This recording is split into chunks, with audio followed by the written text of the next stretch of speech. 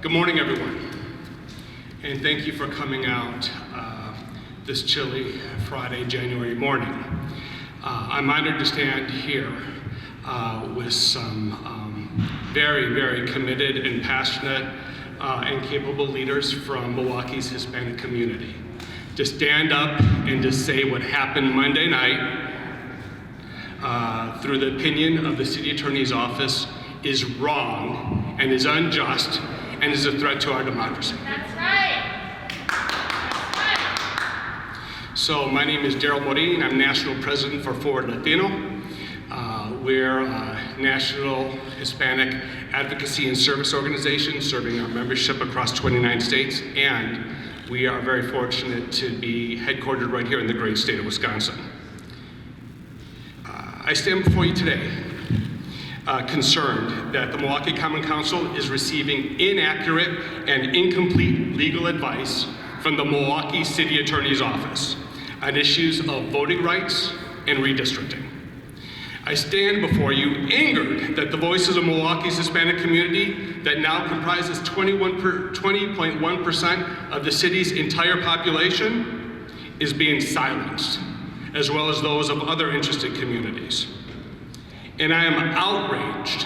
I am outraged that the City Attorney's Office literally, at the very end of Monday's Judiciary and Legislation Committee meeting, wrongfully issued an opinion declaring that all of the fair map proposals were unconstitutional. This is after the city had already deemed all of the proposals lawful and were added to the file. To clarify, the city attorney's opinion concluded that all of the proposed maps were drawn with race being the predominating overriding factor.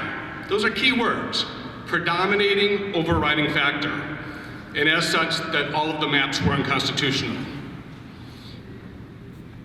This includes Map B, which was authored and designed by Forward Latino, and I'm simply using this as an example of what happened on Monday night. At no time did the City Attorney's Office share this concern with Forward Latino, nor did we ever receive a formal request for data or information of the factors that were utilized to create the map. In addition, once they issued their opinion at the meeting, we were not granted even an opportunity to address their concerns. And yes, while it is correct that race cannot be the predominant overriding factor, it is a lawfully allowed factor considered in redistricting cases and in redistricting processes. While I cannot speak to the factors that were considered during the design of other maps, I can share with you that race was not the predominant overriding factor of Map B. Multiple factors were considered when designing the map, including the lawful use of race as but one of the factors.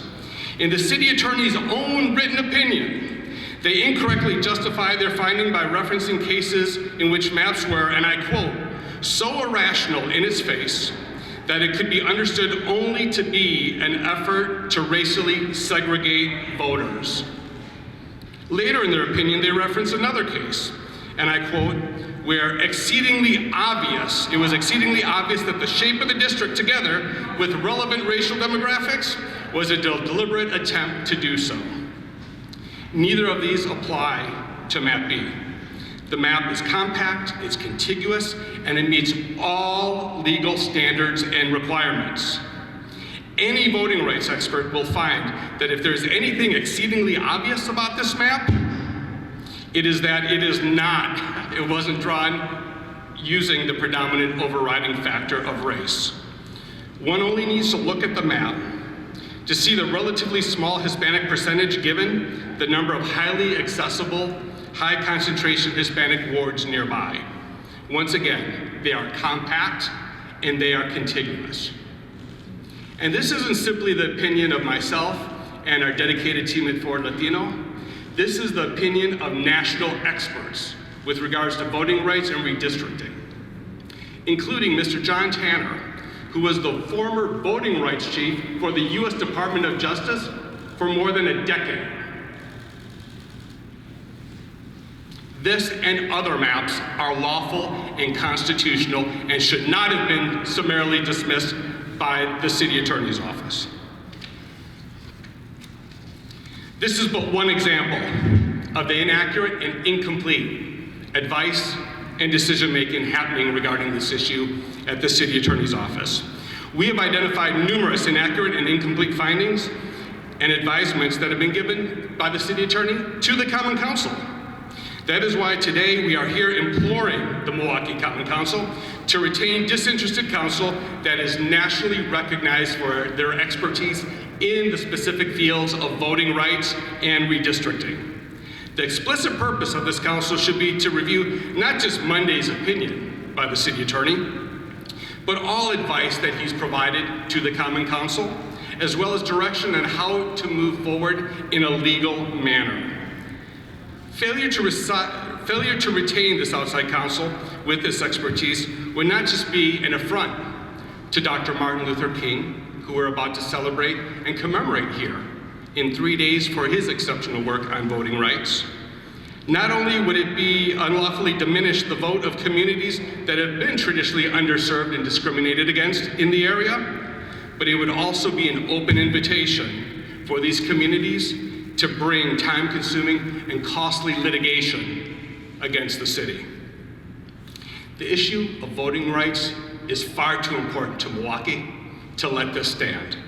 And that's why we're calling on the Common Council to do the right thing. Thank you, and God bless.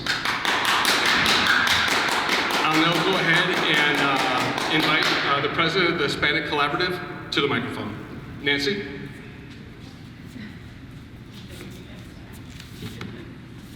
Thank you so much, Daryl. Thank you for all of your work at Forward Latino on this issue, as well as the incredible work that Voces de la Frontera has been doing, and the work of Mexican Fiesta and the Wisconsin Hispanic Scholarship Foundation, amongst just some of the organizations and individuals supporting this issue. The Hispanic Collaborative came together a little over 2 years ago to understand how we can help, through collective effort, improve outcomes for Latinos on very targeted paths. One of these areas is civic participation, increasing civic participation. And this issue is crucial not just to ensuring that Latinos have fair voice and representation, but they affect all other aspects and areas of life, including health, wealth, education levels, and all things that are important to this city as we think about our ability to compete against other areas, regions, municipalities. The Hispanic Collaborative believes, along with Forward Latino, that the maps that were presented to the Judiciary and Legislation Committee, all of them took several factors into account. Race was only one of them. But let me remind you of why we are here today and what the key issue at the table is. When we think about what's happened with population, when the Hispanic Collaborative was first formed, we reported accurately that the Latino population has been responsible in the Milwaukee region for 100% of the net population growth and the net job growth. If we look at the statistics recently reported through the census, we see that in the 3 districts where the primary growth of the Hispanic community has happened, we see that we have lost, especially white population from those 3 areas, to the tune of 8 to up to 15% in the 11th, 13th, and 14th aldermanic districts. I'm happy to say, as we all should be, that the growth in the Latino community quickly impeded those losses, and we're able to buoy the population in those areas back up to where they are today. That's what we're talking about. The growth of the Latino community, as the districts are laid out in the past, are across 3 different aldermanic districts. But it's important to us to understand that they need fair voice and representation. Achieving equal representation and being able to cast equal and effective votes depends on those maps that are drawn fairly to reflect and respect all of our communities. So that's at the core of why we're here. And that's why we are not just taking what the city attorney's opinion is as fact. That's why we have engaged other expert counsel on this issue, and that's why we feel firmly that the City of Milwaukee, the Common Council, needs to look at disinterested, nationally recognized outside experts to advise on this. We believe we have sound advice. We know that the growth of the Latino community merits a third Latino district, possibly a majority district, as some of the maps that were submitted suggest. And we urge them to quickly take action. I want to now bring to the podium a partner in this piece, and certainly someone who is well known to all of us, Christine Newman-Ortiz with Voces de la Frontera.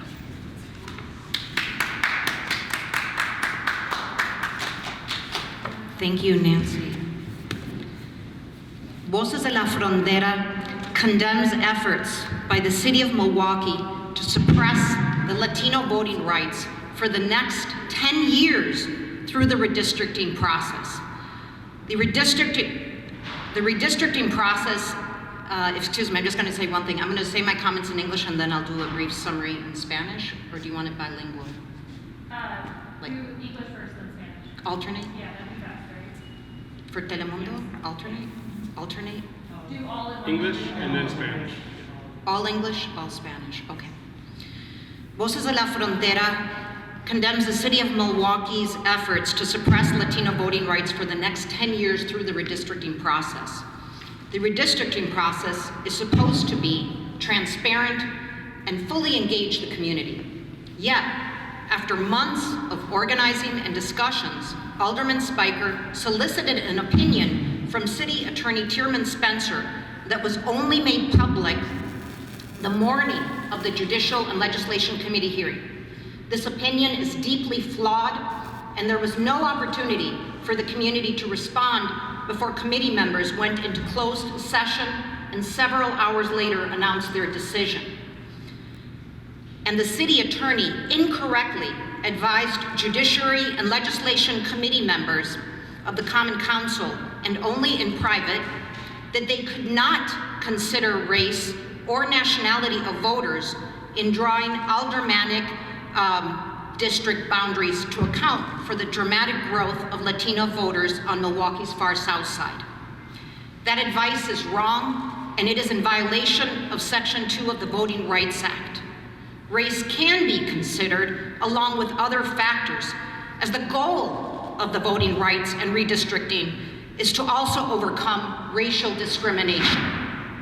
The map, which the city attorney erroneously told committee members they had to adopt, splits the far south side Latinx community in half, despite ample evidence that a new third majority or near majority Latinx aldermanic district can easily be created and holds up to redistricting standards.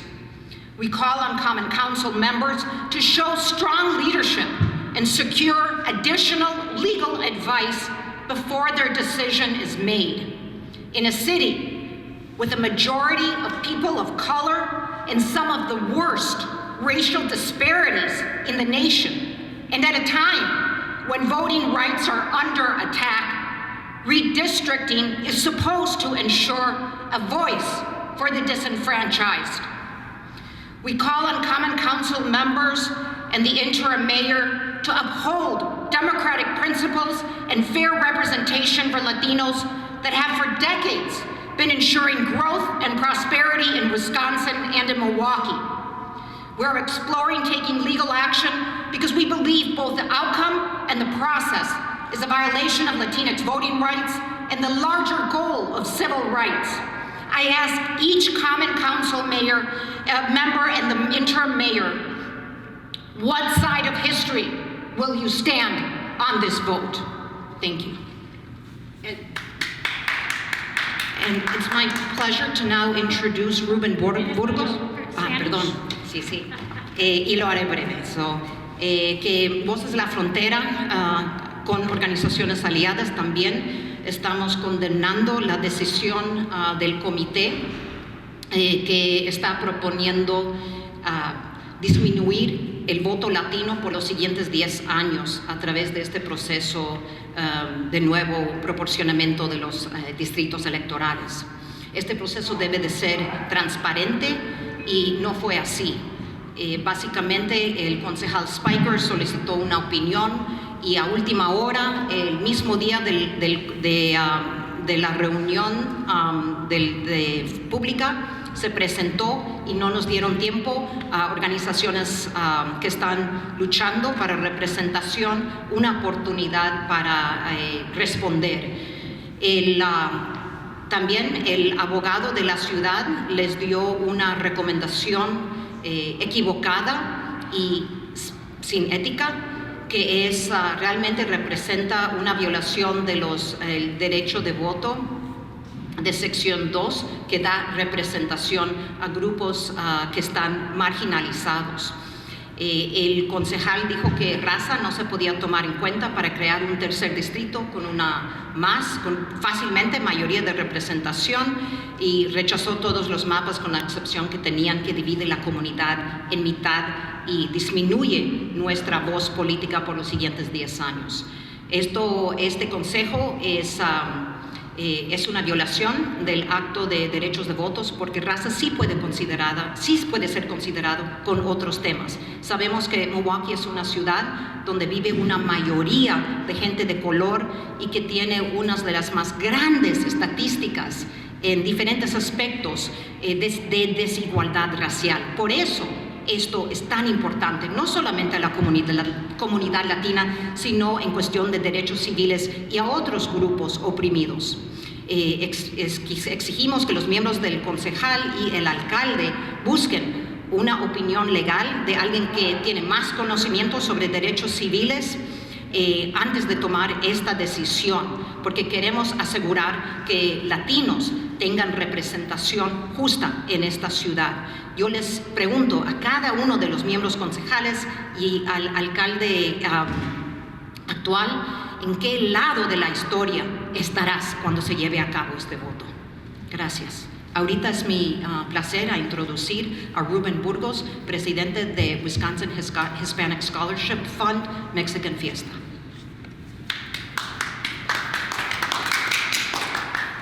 Good morning. Thanks everyone for coming.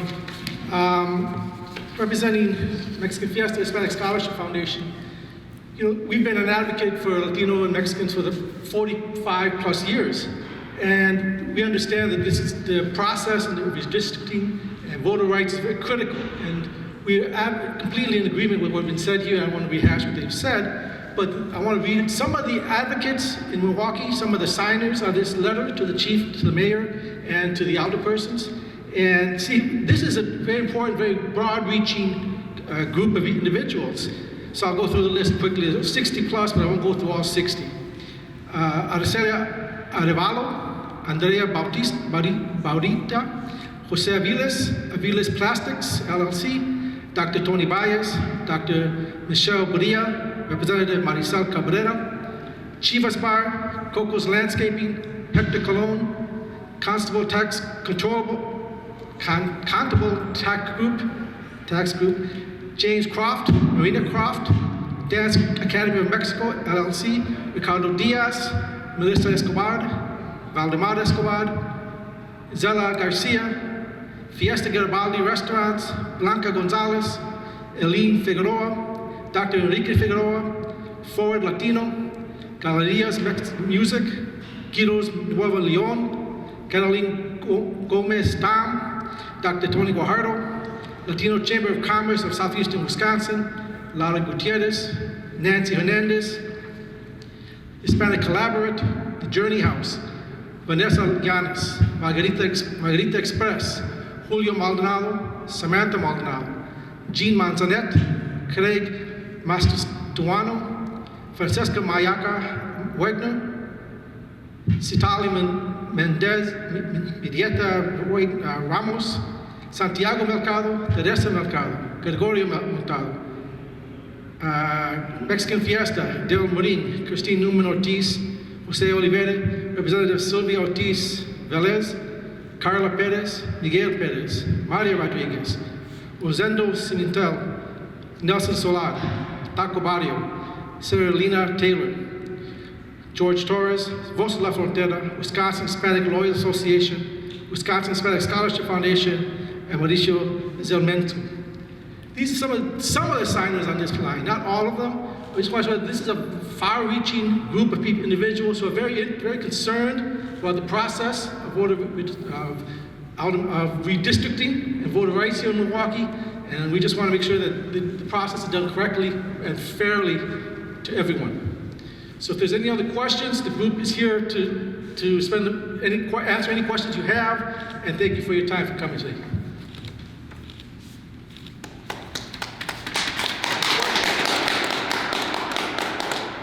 Questions?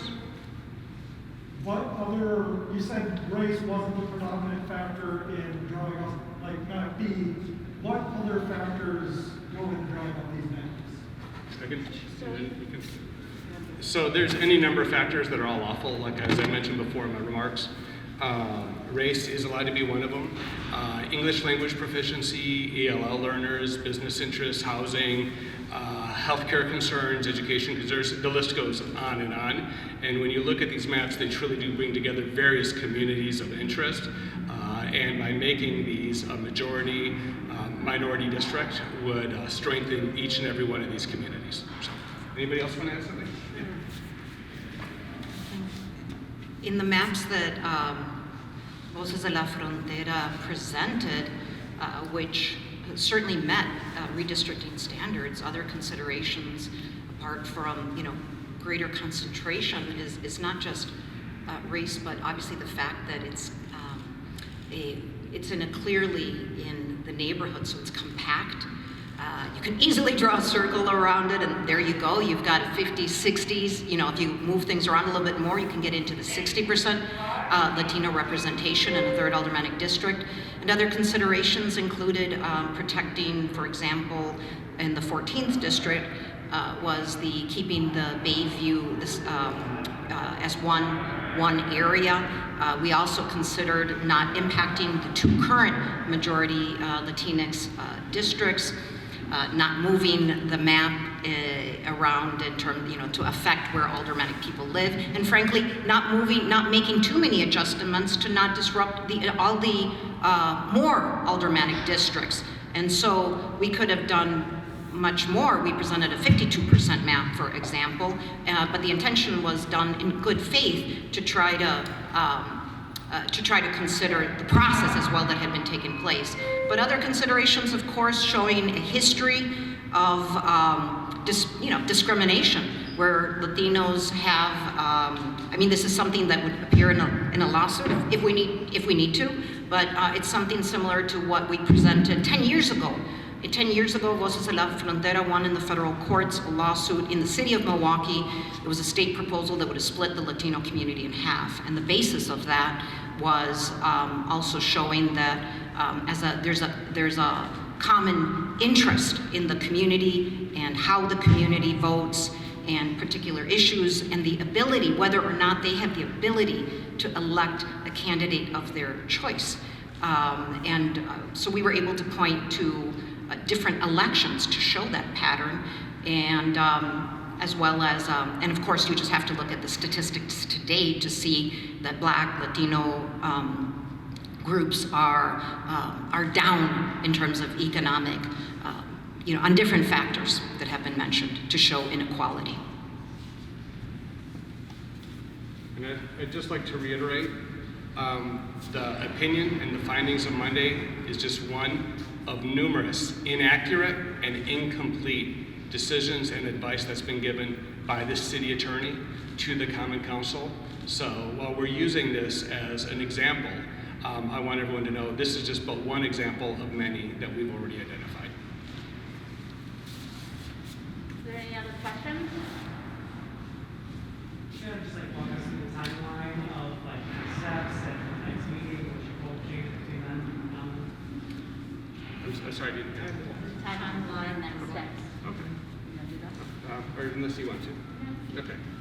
So obviously, we're encouraging the Common Council to go ahead and secure level of expertise immediately, and to have them review all the advice that they've been given by the city attorney's office, and to really hit pause on this whole process, because voting rights and redistricting, especially right now, when you see it under attack nationally, throughout the state and now here in Milwaukee, this issue is just far too important to take any chances with it. So we're all going to continue to collaborate. I know we all are speaking with council, etc. Our hope is that the Common Council can get this right and address it. If not, I think we'll come together in a unified manner and enforce lawful change here in the city of Milwaukee if needed.